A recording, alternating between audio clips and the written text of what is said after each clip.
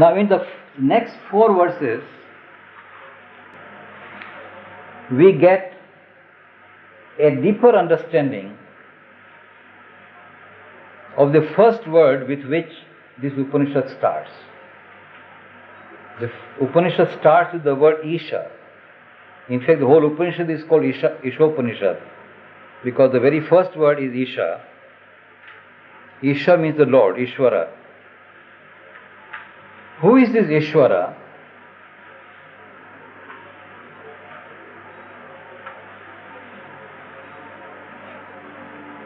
To whom we have to renounce everything.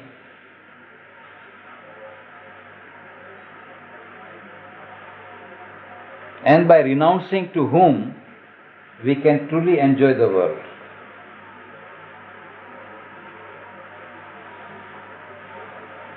Now, in describing this, there are startling statements because this reality, this Isha, this Ishvara, is of a very peculiar nature.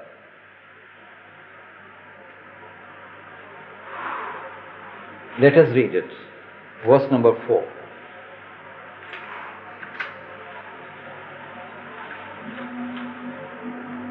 One unmoving that is swifter than mind. That's a very startling statement. It is in self unmoving, and yet it is swifter even than the speed of the mind. Actually, mind is supposed to be swifter than even the light. In physical terms, light is the speediest in the physical universe. But even speedier than light is the movement of thought. But that Isha, even though he does not move, he is swifter than the mind. See, it makes a startling statement because it's a statement which is not understandable. One who remains unmoved is like a riddle. One who does not move, and yet it is swifter than the mind. Then, that the gods reach not. Now there is a new concept now introduced here.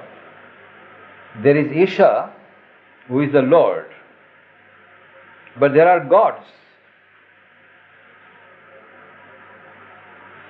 who are supposed to be superior beings than human beings. Isha Upanishad has the knowledge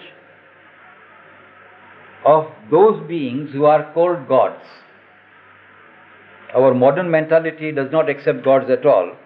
It only speaks of man and humanity because that is all that we see. It does not accept God, does not accept soul, does not accept God. Neither God, nor gods, nor soul. These 3 statements, these 3 words are for modern mind quite foreign. But this Upanishad seer, the Rishi, he has the knowledge of the gods. In fact, the entire Veda, of which this is the last chapter of Yajurveda particularly, describes the discovery of the gods. And of that I had spoken at length last time. The Vedas have made a discovery of the gods. Apart from the discovery of God, it discovered God, it also discovered gods. And said that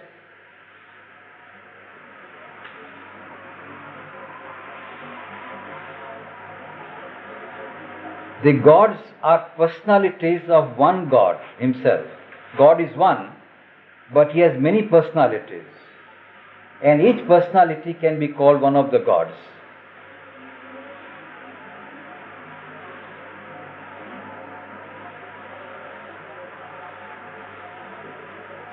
And then the Vedas give so many descriptions of these personalities.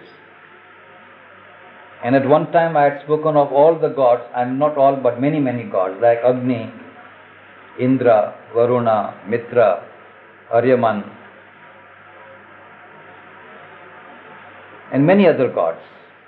So many personalities were discovered by the Vedic rishis. They had come in contact with them. They had dialogues with them. They had learned from them.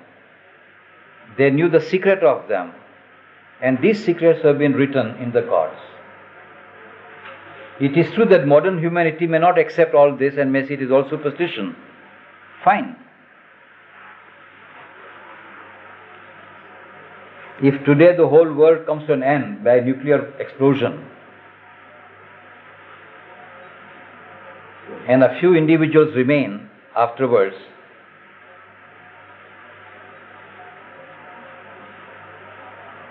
and then these happen to tell their children the stories of the modern world,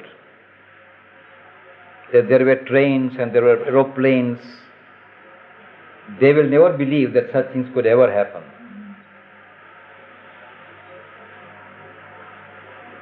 Similarly, if we are now told that our forefathers had come into contact with the gods which have been described in the Vedas, we may not believe it at all.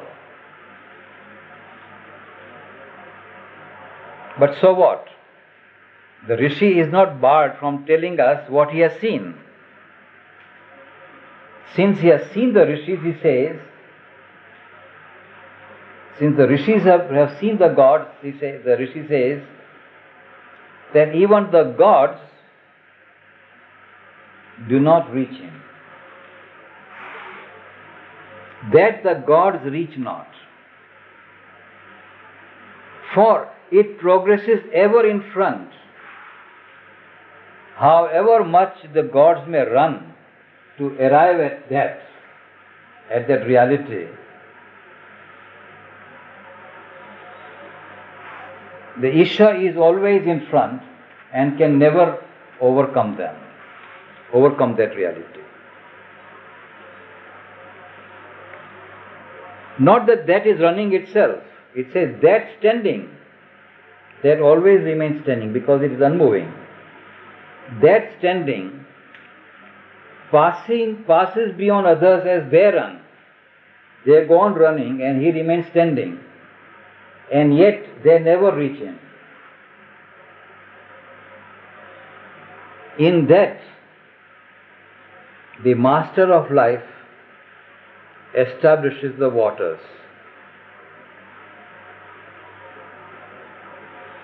Out of that reality,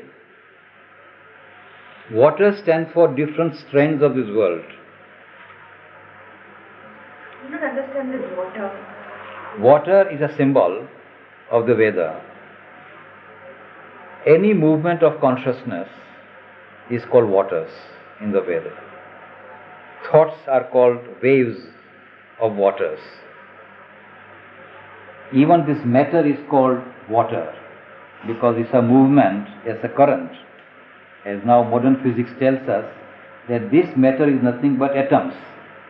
And atoms are nothing but electrons and protons and neutrons.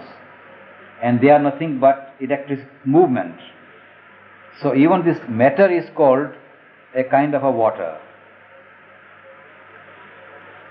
The life which is pulsation, that is also a water. Mind which consists of thought is also a water. So the whole universe, which consists of various strands of matter, life, mind,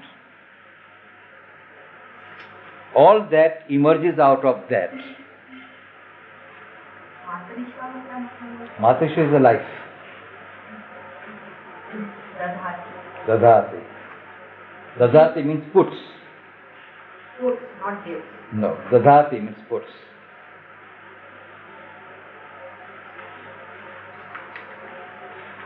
So it says, in that the master of life establishes or puts the waters.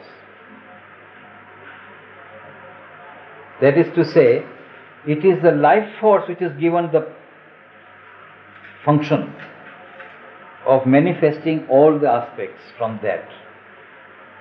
from the reality. In the first verse we were told that Isha is the Lord of all that exists. Now we are told that all that exists is a manifestation of that. Not only is the Lord, but all that is here is coming out of that reality. All multiplicity, pardon? Apaha means waters. Apaha means waters. Tasmin means in that. In that reality, Matarishwa, the life force, Apaha means the waters. Dadhati means the establishes. Life force has been given the function of manifesting all the movements of the world. Water stands for, as I said, strands of the universe. All the matter, life, mind, all that we see around is the waters, symbolically. So life force is given the power to bring out from the reality all that is there in the world.